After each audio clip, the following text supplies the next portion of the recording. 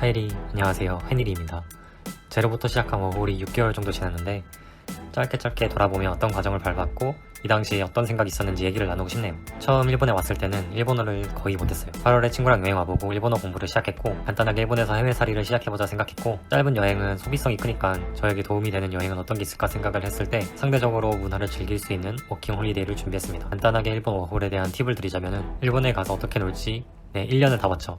어떻게 최선을 다해서 놀지를 적으면은 웬만해서는 뽑아주는 것 같더라고요. 복잡한 거는 다른 워홀에 비해서 서류가 많다는 점, 이것만 잘 준비하면은 괜찮을 것 같습니다. 처음에 갔을 때는 시골에서 살자 생각하고 어차피 시골에서 사는 게 돈도 많이 모이고 도시에서는 일도 못할 테니까 일본 시골 보는 낙으로 살자 생각하고 갔었는데 일을 시작하기 전에 도쿄 일주일 정도 여행을 해봤는데 이 일주일이 너무 재밌는 거예요. 그래서 처음 계약만 끝나면은 무조건 도시로 돌아와야겠다 생각을 하게 됩니다. 시골에서 일을 하려고 하면은 리조트 호텔이 대부분이라서 이때 당시에는 리조바로 시작을 했고 추천도 많이 드렸었는데 지금은 추천을 강력하게 드리지는 못하는 게 도시에도 호텔이 많고 진짜 조금만 일본어가 돼도 도시에서도 일을 충분히 구할 수 있으니까 리조버는 또 안 좋은 것도 이제 확률이 있다 보니까 강력하게 추천을 드리지는 못하는 지금입니다. 저는 한국에서 2군데 정도 지원을 하고 왔는데 이때 갑자기 거절을 당한 거예요. 거절을 당한 데다가 이제 제가 몰랐던 일본 법이 있었는데 입국하고 14일 안에 주소지 등록을 안 하면은 일본에서 쫓겨날 수 있다라는 사실을 알고 패닉에 빠진 거죠. 그래서 일본에 온 지 7일 정도 지나가지고 이제 7일인가 10일밖에 시간이 없어서 아무데나 넣어주세요. 도쿄 근처면은 다 좋다 하면서 상담을 받았고 이 상담을 받았을 때 일본어를 이 정도면 할 수 있는 거 아니냐라고 생각하시는데 운이 좋게 한국어가 되시는 상담원 분이셨고 진짜 쉬운 일본어로만 해가지고 어찌저찌 상담을 받았습니다. 이렇게 해서 배정받은 곳이 시모다인데요. 시즈오카현 최남단인데 여름에는 바다로 유명하고 겨울에는 온천이 유명합니다. 상태는 꽤 괜찮습니다. 매일 온천도 즐길 수 있었고 방도 보시면 아시겠지만 개인실이고 어떤 일은 온천 청소 간단하게 그리고 숙박하시는 분들 이불 정리해주고 이불 펴주고 이런 일을 하고 나서는 시모다 근처를 돌아다니고 예쁜 바다를 보면서 피로를 풀곤 했습니다. 제가 이때 당시에 워낙 만족을 하다 보니까 리조버를 꽤 자주 추천을 하는 영상을 찍었어요. 그런데 만약에 지금 일본 워홀을 다시 시작한다면은 도시의 인프라를 알고 있는 저이기 때문에 도시에서 일을 시작하지 않을까. 하지만 일본에서 돈을 모으는 가장 빠른 방법은 이 리조바라는 점은 바뀌지 않아가지고 만약에 돈이 좀 필요하다 싶으면은 리조바를 할 것 같네요. 한국 사람들은 영어도 잘 하니까 도시에 있는 호텔 연회장 일 정도는 금방 구할 수 있을 거라는 생각을 하면서 추천을 하지만 진짜 약하게 추천을 하겠습니다. 사실 리조바가 된다고 하더라도 도심에서 1시간 정도면은 진짜 괜찮거든요. 생활비도 저렴하고 도쿄도 왔다 갔다 할 수 있고 근데 저 같은 경우에는 도쿄에서 4시간이 걸리는 곳에 위치를 하다 보니까 도쿄로 가려고 하면 새벽 4, 5시쯤에 나왔어야 되는 거예요. 역까지가 걸어서 1시간 30분인데 첫 차가 5시 40분에 있으니까 그보다 더 일찍 나와가지고 준비를 했었는데 이때는 아무것도 모르니까 그냥 막 다녔는데 나중에는 사슴, 멧돼지, 곰까지 있다고 하니까 내려갈 때 좀 많이 무서웠어요. 마지막 날에도 5시 반쯤에 나왔는데 이렇게 마지막 날에 죽으면은 진짜 아무 의미 없겠구나 생각하면서 오들오들 떨면서 갔던 것도 이젠 추억이네요. 온천에서의 일은 어느 정도 적응이 됐고 2개월쯤 됐나? 슬슬 도시로 되돌아갈 준비를 시작했습니다. 헬로워크를 시작해서 일자리를 찾기 시작했는데 온천에서 계속 일본어를 퇴근하고 공부하고 동료랑 같이 계속 일본어 얘기를 하면서 일본어는 어느 정도 늘었는데 말하긴 아직 많이 버벅이는 수준이었습니다. 이때 당시 제가 일본어를 말하는 영상을 보면은 와 진짜 어떻게 대화했지 수준으로 좀 처참한 일본어 실력을 선보이고 있습니다. 헬로워크는 또 나중에 알고 보니까 공무원들이 일하시는 곳이라 가지고 지역적으로는 일을 찾을 수 있는데 기업 정보가 그렇게 많진 않더라고요. 그래도 호텔로 검색했을 때는 꽤 나와가지고 혹시 정말 일자리가 급하시다면은 가보시는 것도 추천드립니다. 저는 식당하고 호텔을 고민하다가 한국에서 식당 일을 했을 때가 떠올라서 죽어도 호텔이라겠다 생각한 다음에 호텔을 위주로 준비했습니다. 일본 와서 머리를 안 자르다 보니까 머리도 너무 지저분해서 미용실도 처음으로 가서 머리도 잘라보고 깔끔하게 해서 아사쿠사에 있는 호텔 면접을 처음으로 가보게 됩니다. 그런데 이때 이력서에 쓴 일본어는 진짜 팝하고에다가 번역 돌린 일본어고 말도 제가 제대로 잘 못해가지고 그냥 평범한 질문 묻고 나와가지고 전 그냥 바로 체념하고 다른 일자리를 찾게 됩니다. 새로운 일자리를 찾을 때는 이제 외국인인 입장에서 찾아봐야겠다 생각을 해서 외국인 친화적인 사이트를 좀 찾기 시작합니다.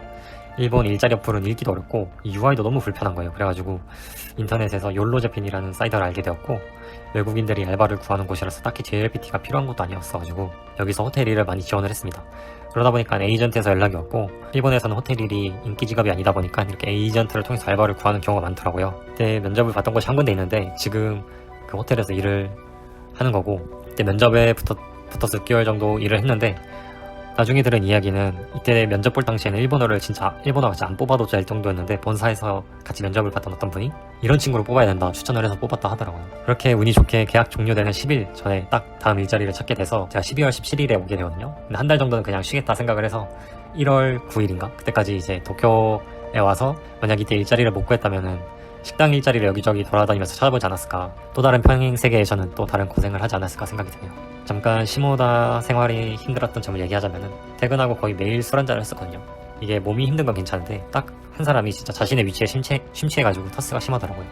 심지어 정사원도 아니고 파견이었던 사람이 그냥 조금 경력이 길다 해가지고 6개월? 그 정도로 터스 부리니까 너무 어이가 없는 거예요.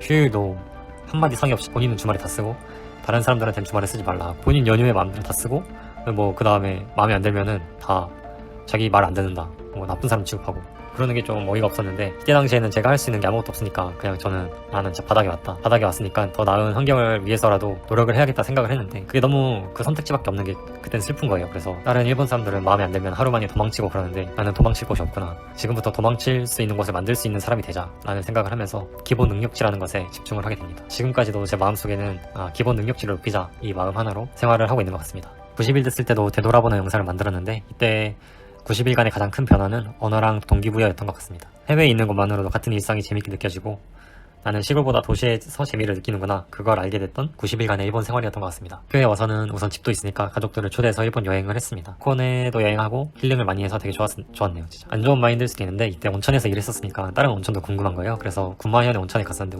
군마 온천은 그냥 되게 뜨거웠던 기억이 나고 되게 많이 낡았다 이 생각이 많이 나네요. 그리고 2024년이 돼서는 이제 일을 시작하기 전에 잘 부탁드립니다 생각을 했었는데 이날 저녁에 지진이 크게 있어서 일본에 왔구나 생각을 하며 새해를 시작했습니다.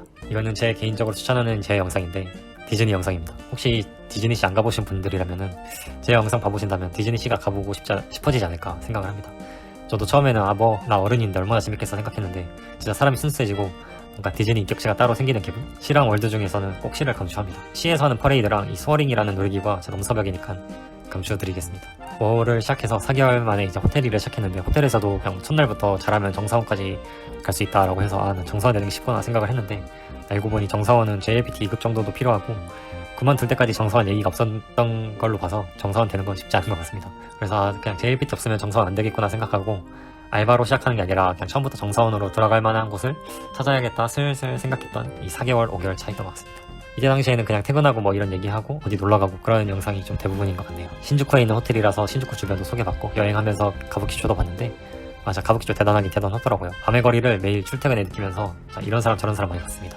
호텔에서 2, 3개월 일하면서 놀면서 호텔에서 계속 일할지 이직할지 고민을 하던 게 이 6개월치의 저였고 이때는 일본에서 이사하는데 돈이 많이 필요한지도 모르고 이사 고민도 해보고 이제 워홀 하반기에 들어서기 전에 좀 더 나은 일본 워홀을 만들어 보기 위한 가독이었던 것 같네요. 짧게 요약을 하자면은 일본 온천에서 일을 시작해서 호텔까지 오고 같이 가는 시골에서 도시로 일본 워홀에 대한 목표는 돈에서 바닥에서부터 천천히 올라가자.